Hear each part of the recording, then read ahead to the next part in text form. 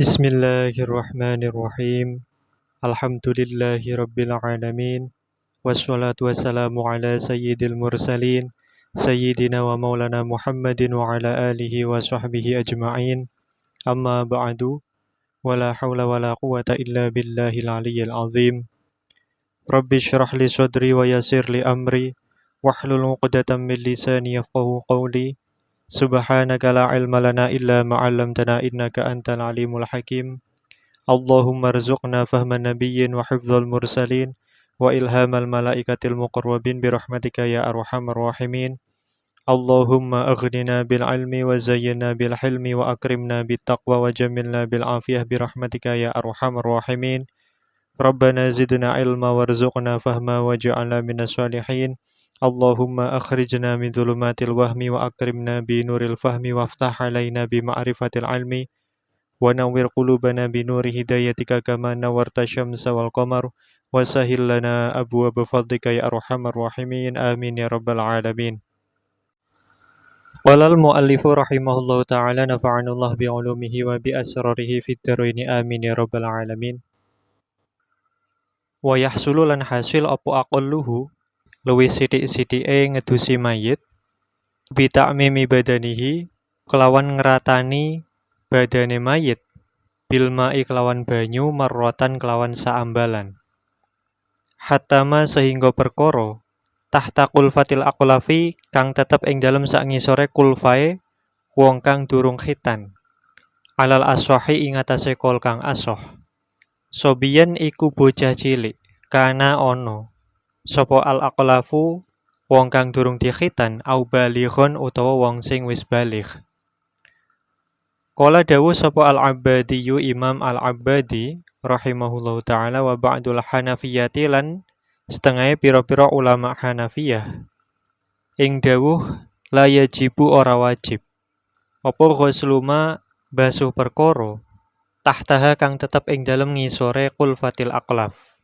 Fa'alal murajjahi mongko ing atase kol kang murajjah lau ta'adzara lamun dadi angel apa ghusluma basuh perkara tahtal qulfati kang tetep ing dalam sak ngisore qulfah bi annaha kelawan setuhune qulfatil aqlaf iku la tataqallasu ora iso dadi terbuka apa qulfatil aqlaf illa bi jarhin angin kelawan kacatoni yummima mongko ditayamumi apa amma saking perkara tahtaha kang tetep ing dalem sak ngisore qulfah kama kaya perkara qalahu kang ngendikaake ing ma sapa syekhuna guru ingsun yakni al-Imam Ibni Hajar al-Haytami rahimahullahu ta'ala wa aqarrahu lan netepake ing ma sapa ghairuhu sa'liyane syekhina. Pada bagian ini Asy-Syaikh Zainuddin bin Abdul Aziz Al-Malibari rahimahullahu ta'ala menjelaskan bahwa minimumnya memandikan mayit itu bisa tercapai yakni bisa hasil dengan cara meratakan air ke seluruh tubuh mayit bahkan sampai dengan bagian bawah kulit kepala zakar mayit yang belum dikhitan. Ini menurut pendapat yang asoh. Baik mayit yang belum dikhitan itu masih kecil ataupun sudah dewasa atau sudah baligh. Ini menurut pendapat yang asoh. Jadi minimumnya prosesi tata cara memandikan mayit itu bisa terwujud adalah dengan cara meratakan air ke seluruh tubuh bahkan ketika mayit itu adalah mayit yang belum dikhitan, baik itu masih kecil ataupun sudah besar, sudah dewasa, bagian bawah kulit kepala zakar mayit yang belum dikhitan tersebut tetap harus dibasuh dengan air menurut pendapat yang asoh. Hatta tahta qulfatil aqlaf. Ini menurut pendapat yang asoh. Sedangkan menurut muqabilul asoh, sebagaimana yang dikatakan oleh Asy-Syaikh mengutip penjelasan dari Al-Imam Al-Abbadi dan sebagian ulama Hanafiyah, dikatakan la yajibu ghuslu ma tahtaha, bahwa tidak wajib membasuh bagian yang ada di bawah kulit kepala zakar orang yang belum dikhitan. Ini menurut muqabilul asoh, sebagaimana yang disampaikan oleh Al-Imam Al-Abbadi dan sebagian ulama Hanafiyah. Imam Al-Abbadi yang dimaksud di sini adalah Al-Imam Muhammad bin Ahmad yang wafat pada tahun 458 Hijriah, bukan Al-Imam Muhammad bin Qasim Al-Abbadi yang wafat pada tahun 918 Hijriah. Oleh karena itulah, fa'alal murajjah law ta'adzaru khuslu ma tahtal qulfah bi annaha la tataqallasu illa bi jarhin yummima amma tahtaha. Menurut pendapat yang murajjah, yakni yang munasib adalah menurut pendapat yang ashah, maka apabila dirasakan sulit untuk membasuh bagian bawah kulit kepala zakar jenazah yang belum dikhitan, sulitnya itu adalah ketika kulit kepala zakar itu tidak bisa terbuka kecuali dengan cara dilukai. Ini namanya sulit. Maka mayit tadi setelah dimandikan, kemudian ditayamumi sebagai ganti dari bagian bawah kulit kepala zakar yang belum bisa terbasuh dengan air. Yummima amma tahtaha. Nah, setelah nanti ditayamumi sebagai ganti dari tidak bisanya bagian bawah kulit kepala zakar itu tersentuh dengan air, maka kemudian mayit tersebut bisa disolati dengan kondisi seperti itu, meskipun bagian dalam kulit kepala zakar tersebut mungkin saja ada najis, karena adanya kondisi darurat.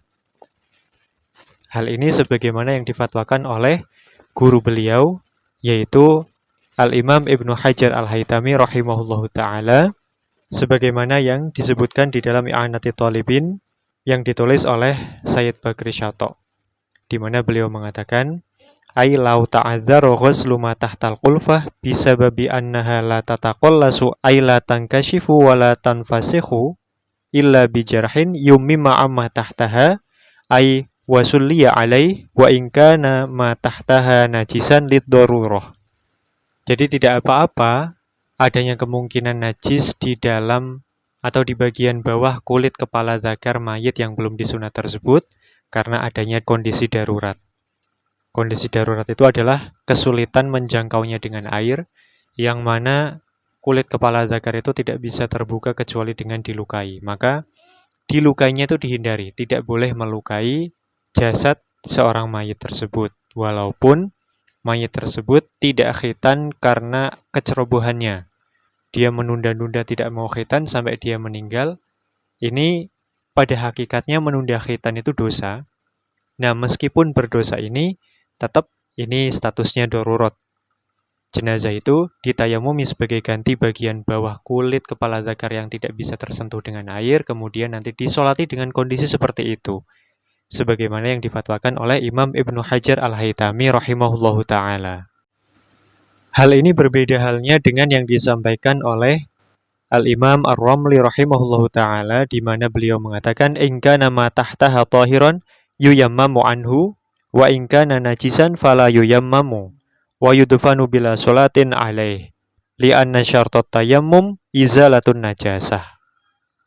Imam Ar-Ramli mengatakan, sebagaimana dikutip di dalam kitab I'anah, bahwa kalau misalnya bagian bawah kulit kepala zakar atau bagian bawah kulfah tersebut suci, maka ya jenazah tersebut bisa ditayamumi, yuyammamu anhu, kemudian disolati dengan kondisi yang demikian. Nah, wa in kana najisan fala yuyammamu wa yudfanu bila sholatin alaih. Sedangkan kalau bagian bawah kulit kepala zakar mayit yang belum dikhitan tersebut najis, maka tidak bisa ditayamumi dalam kondisi ini. Sehingga nanti karena tidak bisa ditayamumi, maka mayit tersebut dimakamkan tanpa disolati. Wa yudfanu bila sholatin alaih. Karena apa?